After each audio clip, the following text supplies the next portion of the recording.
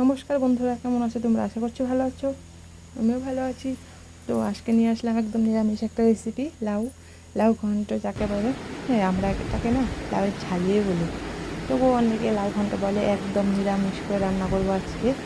আজকে না, লাউটা রেখেছিলাম আমি ঘর থেকেই, কিন্তু লাউটা একদম পুরো শক্ত শক্ত ছিল, একটু সেরকম ভালো ছিল না। তবুও কি ভাবলাম একটু ডাল দিয়ে রান্না করি, মুগ ডাল দিয়ে।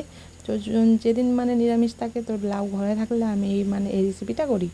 খেতে অনেকটা ভালোবাসে সবাই, ভালোও লাগে খেতে লাউ ঘন্ট। আর হ্যাঁ, লাউটাকে না একদম কুচিয়ে কাটতে হবে ছুরি দিয়ে। যাই হোক, আমি ভালো করে কুচাতে পারি না সবজি, চেষ্টা করি মাঝে মধ্যে সবজি কাটার জন্য ছুরি দিয়ে আর কি।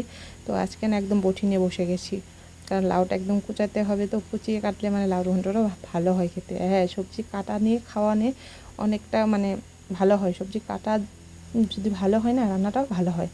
তো ভাবলাম আজকে একটু সবজিটা ভালো করে লাউটা কুচিয়ে কাটবো, তার জন্য বটি দিয়ে কেটেছি। আর দেখতে পাচ্ছ পুরো গোটা লাউটা আমি দিয়েছি, আর কি সুন্দর করে কুচিয়ে নিয়েছি। একদম মিহি করে কুচাইনি, যতটুকু পেরেছি আর কি চেষ্টা করেছি কুচানো। মানে লাউটা কেটে নিয়েছি, গোটা লাউ। তারপর আর কি ফোড়ন দেবো আদা, তার জন্য আদাটাকে একটু থেতলে নিচ্ছিলাম। এটা তো আর কেটে কিংবা কুচিয়ে দিলে আদাটা ভালো লাগে না, ফোড়নের জন্য আদাটা থেতলে দিলে ভালো আসে।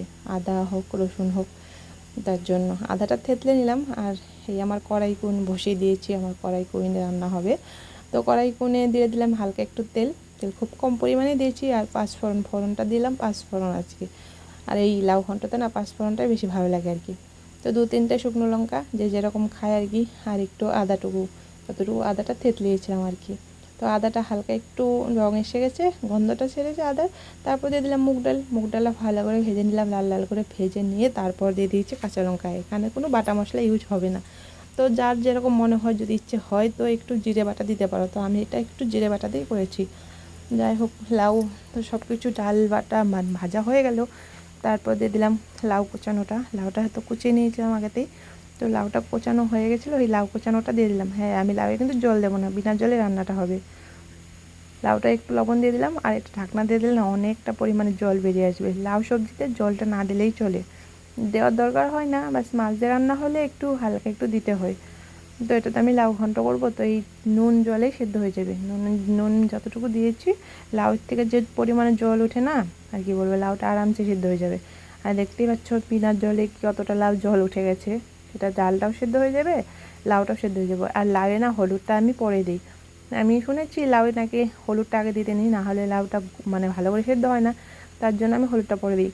তো লাউটা একদম সিদ্ধ হয়ে গেছে, লাউ ডালও সিদ্ধ হয়ে গেছে। আর আমি ডালেও হলুদটা আগে দিই না, পরে দিই। তো লাউ আর ডালটা একদম ভালো মতো সেদ্ধ হয়ে গেছে, তার জন্য দিয়ে দিলাম পরিমাণ মতো হলুদ, শুধু রঙের জন্য আর কি। এদিকে লাউটা সেদ্ধ হয়ে গেছে, হালকা একটু নাড়িয়ে চাড়িয়ে হলুদ দিয়ে আবার ভালো করে ঢাকনা দিয়ে দিলাম আর একটু সেদ্ধ হওয়ার জন্য। আর এটা না আমি একটু ভেজে নিয়েছিলাম জিরেটা, শুকনো খোলায়। ভাজা জিরের গন্ধটা একদম খুব সুন্দর আসে, তাই জিরেটা একটু ভাজাই দিয়েছি, ভেজেই বেটেছি। তো একটু জিরে বলে মিক্সিটা বাটা হয় না, তার জন্য শিলপাটে বেটে নিয়েছি। আর এদিকে লাউটা তো একদম পুরো মাখো মাখো হয়ে গেছে।